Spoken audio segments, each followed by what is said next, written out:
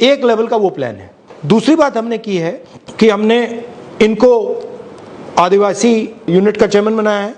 अगर आदिवासी जिला है तो इनका जो संगठन है उससे भी टिकट के बारे में पूछा जाएगा। ये नहीं कि भैया आप आदिवासी संगठन हो, आप उधर दौड़ रहे हो और टिकट का टाइम जब आएगा, पंचायत का टाइम जब आएगा, जिला परिषद का टाइम आएगा, आपका कुछ लेना देना नहीं। तो ये हम स्ट्रक्चर बना रहे हैं, इसमें टाइम लगेगा, बट हम चाहते हैं कि हर स्टेट में अगर हम देखें तो 10-15 डायनामिक आदिवासी नेता हमें दिखे, जो आदिवासी खुश नहीं है बिकॉज उसके पास जो उसकी प्रोग्रेस होनी चाहिए थी, जो उसका विकास होना चाहिए, उसको नहीं मिला। तो अगर आप उससे कहोगे यार देखो हमने ये किया वो कहेगा हाँ यार वो तो सब ठीक है मगर मेरी हालत देख जी। तो हमें फ्यूचर की बात करनी है, हमें कहना है कि देखो भैया हम आपके लिए ये और ये करने जा रहे हैं। अब आप बोलिए।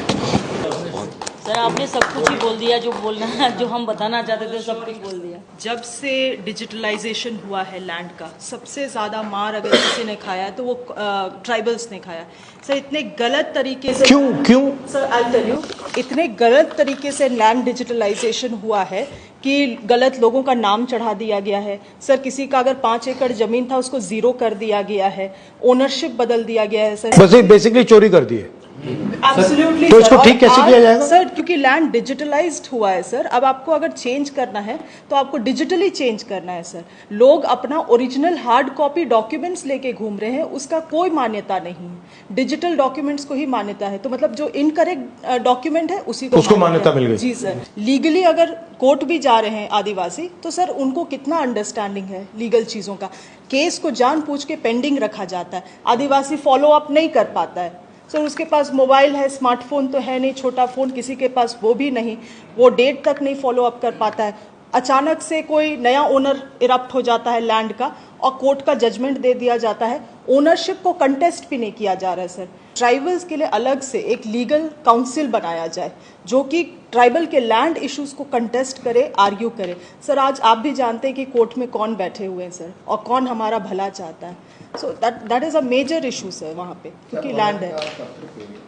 ये क्या किए हैं कि इसमें मेजर जो फॉरेस्ट राइट्स एक्ट का जो अधिनियम है, जिसमें वन अधिकार का जो कमेटी बनना है, जिसमें 101% ट्राइबल्स रहेंगे सर। एक भी जगह नहीं बनाए हैं सर, ना उसको पावर है सर कि वो डिसीजन करेगा, और अगर वो डिसीजन कर गया तो कलेक्टर को भी पावर नहीं है कि वो उसको इग्नोर करे, पर उसको डीपली कहीं नहीं बताए। और ये पूरा प्रदेश में, चाहे झारखंड हो, चाहे उड़ीसा हो, चाहे महाराष्ट्र हो सर, ट्राइबल्स की जो लैंड्स है आपने अभी रोका सर, नहीं तो ये तो वनों को प्राइवेट लोगों को दे रहे थे। आपने एक पूरे देश में जो आदिवासी के अर्थ वाली बात की कि आदिवासी का मेन मीनिंग क्या है।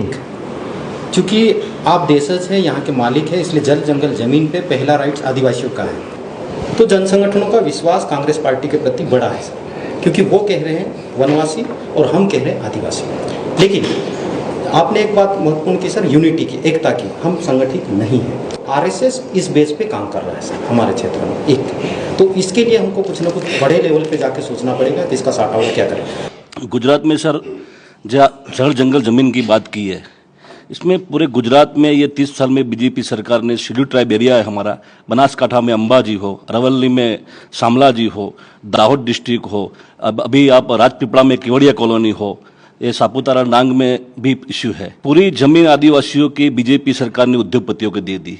इसके लिए हम लड़ते हैं, कोर्ट में भी लड़ते हैं।